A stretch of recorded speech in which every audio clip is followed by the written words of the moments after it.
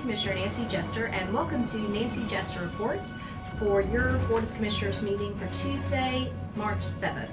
So we had a committee of the whole meeting, which means we receive presentations and review our agenda that we will vote on the next Tuesday.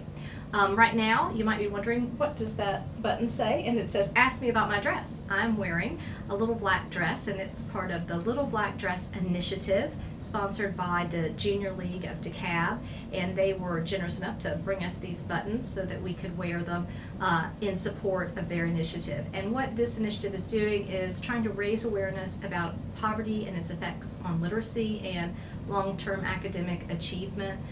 So I commend them and support them, and I hope that you will join me and ask others if you see this button on why they're wearing that dress, and certainly support the Junior League's charitable efforts.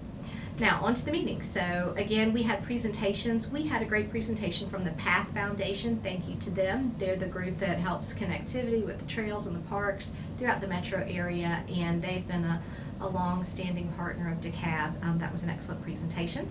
We received a presentation, a feasibility study on, let's see if I can find it, here it is, on senior centers and the location of senior centers around DeKalb.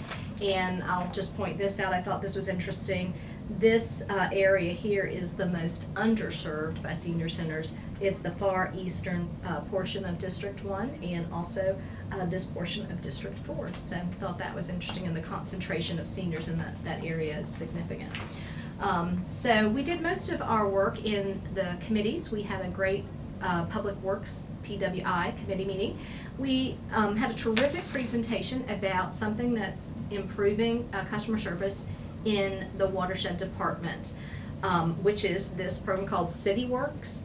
And it was implemented at the end of last year, the first quarter now of this year, so it's new, and it's helping them be much more efficient. Before, when there were work orders and projects that were going on, the physical projects going on in the watershed department, foremen had to fill out papers, and everything was very manual.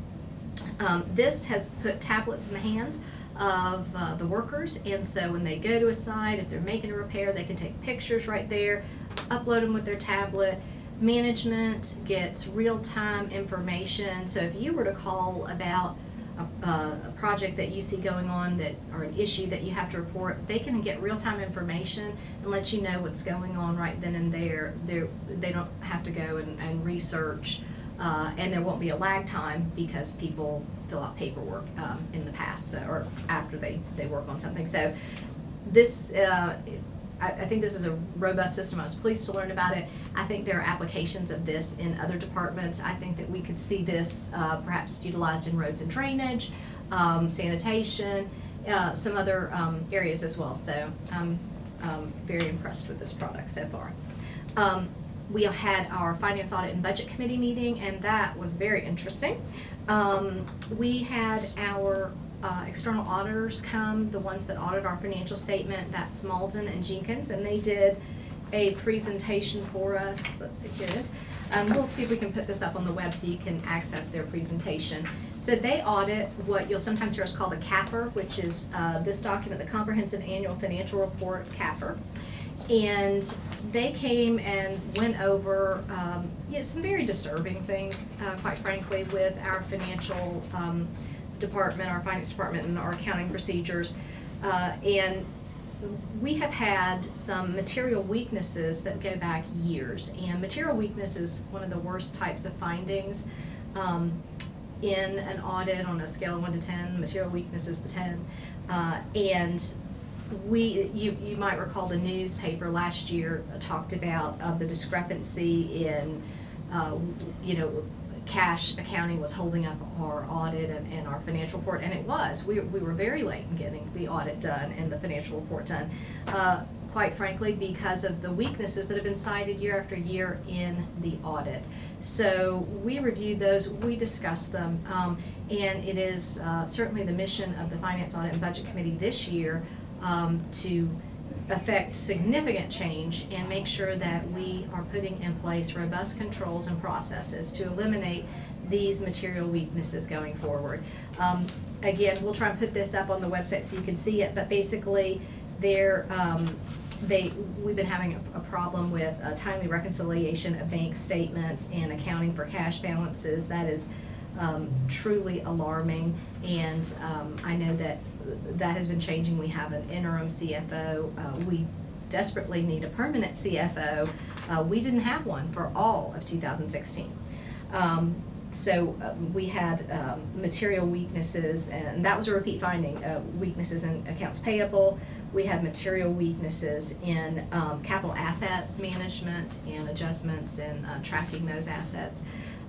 We had material weaknesses in the information that we provide to our actuaries that do the pension plan, and that was some component of that was a repeat weakness, I believe.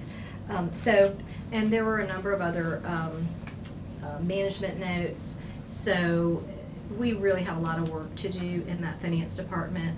I believe at least that we're acknowledging the problem now that the finance department is, we're having the discussion. So we're having a discussion that hasn't happened before.